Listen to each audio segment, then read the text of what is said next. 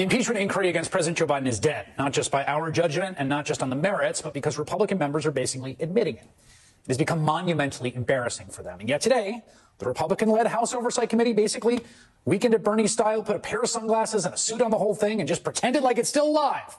They trotted out 2 witnesses, including one testifying from prison to continue the fiction they have anything remotely impeachable on the president, and created a true spectacle. We can't get any lower at this point. That's your star witness. I want to remind people he's sitting in prison. That's why he can't be here today. RICO, you're obviously not familiar with corruption. Excuse me, sir. Excuse me, sir. Excuse me, sir. RICO is not a crime. It is a category. What is the crime? Well, they either wanted to go on because they don't have the evidence. Are you asking me a question? No, I'm just looking at you. Oh, okay. But if you want to talk to me, we can talk. Well, no, I think you haven't read recent data that shows American people are well aware of the Biden's corruption. Perfect. So then ask the chairman why he hasn't called for impeachment, Tony. The whole thing was a sad attempt to continue the fiction they have anything remotely impeachable on the president. But Democrats had their own witness, Lev Parnas. Remember that guy?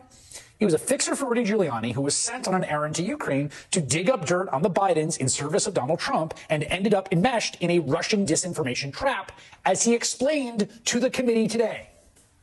I say this to you because I love this country. From shortly after my arrest on October 9, 2019 to now, I have been trying to share the irrefutable truth with you. The American people have been lied to by Donald Trump, Rudy Giuliani, and various cohorts of individuals in government and media positions. The only information ever pushed on the Bidens in Ukraine has come from one source, and one source only: Russia and Russian agents. The impeachment proceedings that bring us here now are predicated on false information spread by the Kremlin. At what point did the campaign to dig up dirt on Biden become a campaign to spread disinformation and lies about Biden?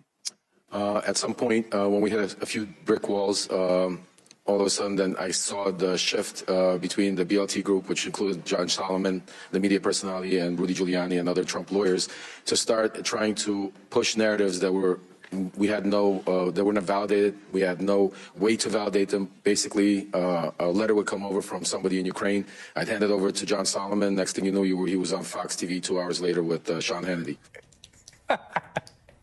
Oh, is that how it works? Oof, knock me over the feather.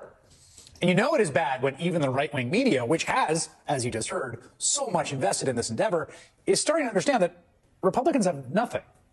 At the end of this week, Congress is due to go into recess for another 2 weeks. And I do think that in some ways it just feels like they keep doing the same hearing over and over again. And people are starting to wonder, at some point, do you fish or cut bait and do something about a vote or not and move on to the general election? Some people are starting to wonder that. With any luck, today marks the end of perhaps the most spectacular failure in the history of congressional investigations, the effort to find a high crime or misdemeanor committed by Joe Biden and then to impeach him for it. Today, the good chairman and his ace MAGA detectives have finally jumped the shark. The comedy of errors comes crashing to an end as House Republicans in more than a dozen Biden districts beg for mercy, and the committee throws a flabby Hail Mary pass 3 weeks after the Super Bowl's over. Well, that was a strange event today, as most of these are. Here's my question to you. Does everyone know it's dead? Like, are they in denial? Does everyone? It seems to me everyone knows it's dead. Troy Nell said it's dead. Fox hosts say it's dead. Do they know that?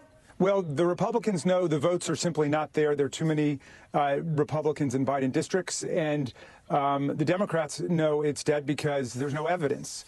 And we've sat there for 15 months to see them bark up one tree, only to see the branches fall off to go to another. And so the thing is over. Everybody knows it's over, but they literally don't know what to do.